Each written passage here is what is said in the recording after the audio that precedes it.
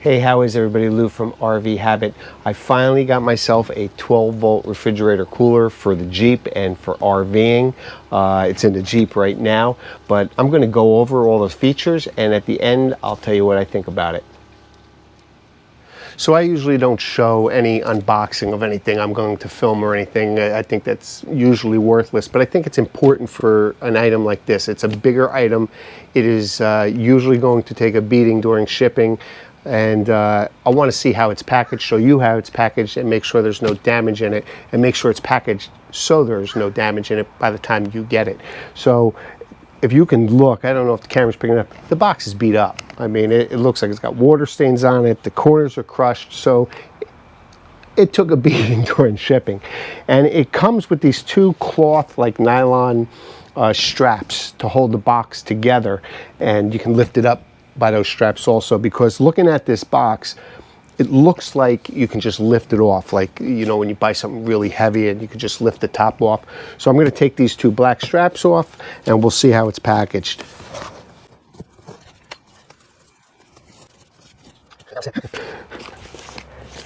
Let's see. Yep, it just lifts right off. It's not even taped at the bottom. And what do we got here? We got some styrofoam to protect the top. And this looks like just a piece of cardboard that goes around the entire thing, but the cooler is sitting about 2 inches from all the sides. Piece of plastic.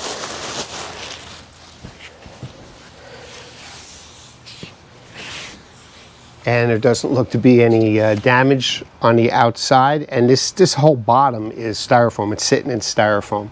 So that's how it's packaged. It's got hard plastic corners on all the corners. It seems to be packaged fairly well to be shipped. And mine obviously doesn't have any visible damage. So let me finish unpacking this, and then we'll take a look at what's inside. All right, I have it set up a little bit so we can look at it a little easier. I've been looking for one of these for a really long time, like 7-8 months, and I couldn't decide. You've got the real high-end ones, name brand ones, you know, they're $800–900, and then you got the really cheap ones that you can find, and that's just what they are, cheap. And I don't feel like investing in something that's going to break. This one seemed very well made, and it's at a very reasonable budget price. It's just a little bit more than I paid for my Arctic ice cooler. That just is ice. And now this is a 12-volt compressor driven refrigerator freezer. It's dual zoned, but you can only do one at a time. So it can go down to freezing or up to make it a refrigerator, but it's the whole unit. It's not split in half. This specifically is made by SetPower. It's the I think it's the RV45S, and I like this one for a few reasons. One, I love the old school look. It's all aluminum shell.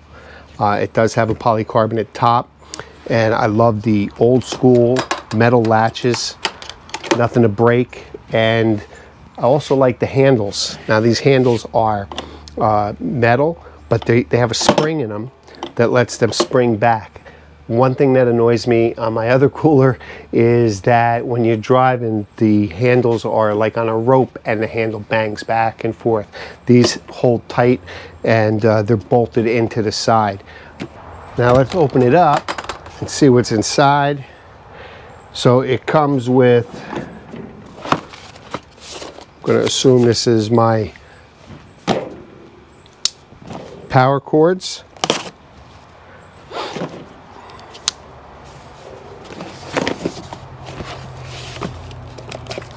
Yep, some stickers and directions. So it comes with a 12-volt cigarette lighter type power cord, and it comes with a power brick. So if you want to run this off 110, you can also run it off 110, which is a must, right? You want to have dual purpose. So if you have the chance to run it off 110, you run it off 110, but they run beautifully off the 12-volt. And it has two baskets. So you got one big basket on this side and a small basket on this side. And the interior is all aluminum. Now, as for the sides, this looks to be about, I don't know, about 2 inches of insulation all the way around. The top is plastic polycarbonate, some type of polycarbonate, and it's got a nice gasket all the way around that makes a nice tight seal to the cooler. It has an LED light that we'll see. I guess, I don't know how you turn that on, or maybe it turns on automatically. We'll have to take a look. And then you have the control panel. I love this power center. There's no menus or anything. Everything is visible and everything is easy to read, and where you plug in your power cord. So let's get this thing plugged in, see how to set the temperature, and take a look at how it works. Now, this is one of the things I loved about this model cooler by SetPower, is this control panel. There's no menus to go through or hit buttons to get to certain things. You have your temperature, you have your compressor speed, minimum or max. Minimum is just to run most energy efficiently. Fast cooling, you can put it on max and it'll cool down real fast. And this is your battery protection. So you could set it to high, medium, or low. High being that if your battery falls to a certain level, it'll cut off and it'll go down, right? So a high is the most protective of your battery. I think if it goes to like 11.9 or something like that, it'll shut the power off. It'll stop drawing power so your battery doesn't run down. Low will let you go down to, I think, 10.6 or something like that. So I'll probably keep it in the middle, in mid. And you have a fuse here and your power. Now your power cord, your 12-volt power cord, not including the power brick, just the 12-volt power cord, it's about 8 feet long, and I'm going to plug it in here. See if we get power. And we do. I just saw it. Okay, so power. Now to turn this on, again, you can't just hit a button and it can turn it on or off, right? So to turn it on or off, you actually have to press and hold the button, and then you'll see it come on. And I don't know if the camera can catch it, but it's reading 77 degrees. That's the temperature inside the box right now. And it is 85 degrees out here now, and I'm in the sun, so it's even a little warmer. Now, once it's running, and I don't know if you can hear that. Can you hear that compressor? I'll get the mic real close. It's very, very quiet. But now I can change the temperature of what I want this to be. So right now it's set for 21. I'm going to set it to, let's set it to 38, okay? And we're going to see how long it takes to cool this down. Looks like it is exactly 4:25. So we'll see how long it takes to go down to 38, and we'll be back. Okay, I'm back.